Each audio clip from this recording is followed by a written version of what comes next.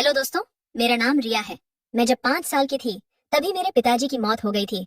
उसके बाद से मेरे पालन पोषण की जिम्मेदारी मेरी माँ पर आ गई थी। घर की माली हालत बेहतर थी, इसलिए मेरी परवरिश अच्छी तरह हो पाई थी।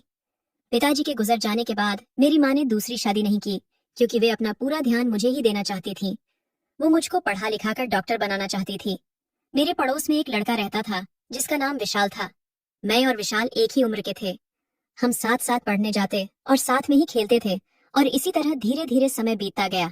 एक दिन मेरी माँ बोली, देखो बेटी, तुम्हारी प्राइमरी की पढ़ाई यहाँ गांव में पूरी हो चुकी है। अब अगर तुम्हें आगे पढ़ना है तो शहर जाकर ही पढ़ाई करनी पड़ेगी।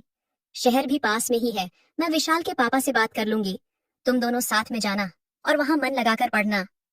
उन्होंने विशाल के पापा से बात कर ली और उन्होंने भी अपनी हामी भर दी। अब मैं और विशाल साथ साथ ई रिक्शे से शहर पढ़ने जाने लगे। हम दोनों धीरे धीरे आपस में काफी घुल मिल गए थे।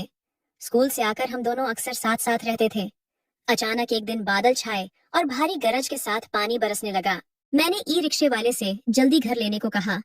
इस पर रिक्शा वाले ने कुछ देर बरसात के थमने का इंतजार करने को कहा, पर मैं नहीं मानी और जल्दी घर चलने की जिद करने लगी। भारी बारिश के बीच तेज रफ्तार से चल रहा ई रिक्शा अचानक एक मोड़ पर आकर पलट गया। ड्राइवर रिक्शा वहीं छोड़कर भाग गया। मैं ई रिक्शा के बीच फंस गई, जबकि विशाल ये हादसा होते ही उछलकर दूर जा गिरा। उसने बहादुरी से पीछे से आ रहे अनजान मोटरसाइकिल वाले की मदद लेकर मुझे ई रिक्शे से बाहर निकाला। हम जल्दी से हॉस्पिटल गए। डॉक्टर साहब ने मेरी चोट देखते हुए कहा कि थोड़ी गहरी चोट है, आपको 1-2 दिन हॉस्पिटल में ही रहना होगा। मेरी माँ ने कहा, ठीक है डॉक्टर साहब, आप भर्ती कर लीजिए। विशाल वहां दिन भर मेरी देख रेख में लगा रहता था। परिवार वाले हम दोनों के प्यार को देखकर खुश होते थे।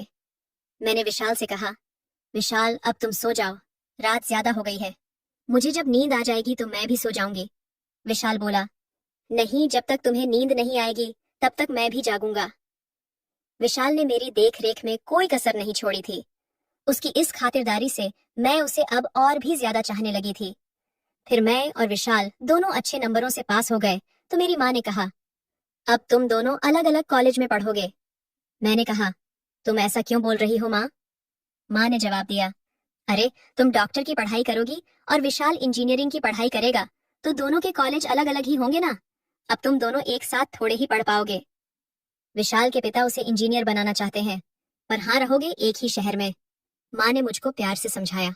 मैंने बोला, ठीक है माँ, और इतना कहकर मैं अपने कमरे में चली आई। हम दोनों का दाखिला अलग अलग कॉलेज में हो गया था। दाखिला मिलते ही हम दोनों अलग अलग हॉस्टल में रहने लगे।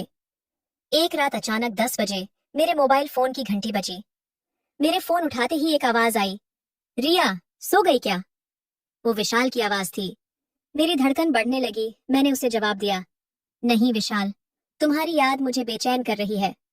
जो हाल तुम्हारा है वही हाल मेरा भी है।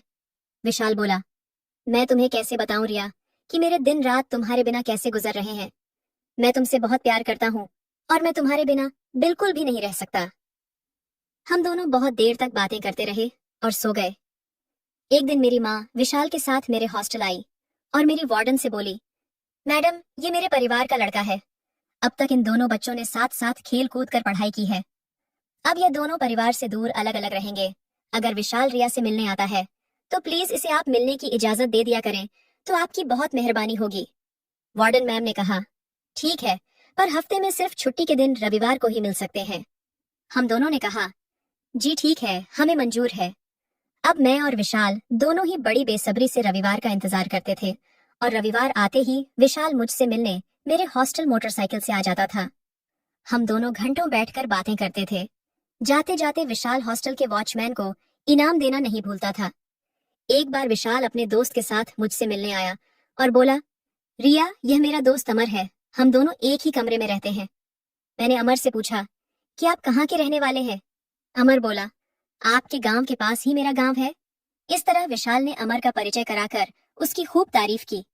अब तो विशाल के साथ अमर भी मुझसे मिलने आने लगा था। हम एक दूसरे से इतने घुल मिल गए जैसे बरसों की पहचान हो। समय का पहिया घूमा और मेरे एक तरफा प्यार में पागल अमर मुझे पा लेने के सपने संजोने लगा। हमारे एग्जाम खत्म हो गए थे और हम अपने घर आ गए थे। एक दिन टीवी देखने के बहाने विशाल देर रात तक मेरे कमरे में रहा।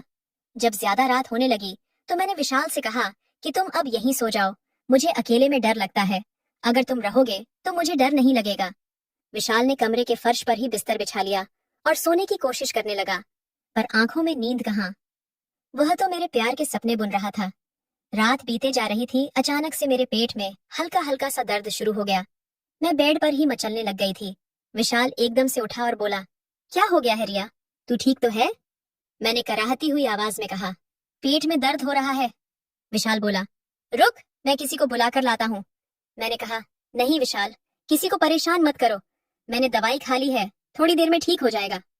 विशाल परेशान हुए जा रहा था। मैंने कहा, अच्छा, तुम यहाँ मेरे पास आकर बैठो और जरा मेरे पेट को सहलाओ, इससे शायद मुझे कुछ राहत मिले।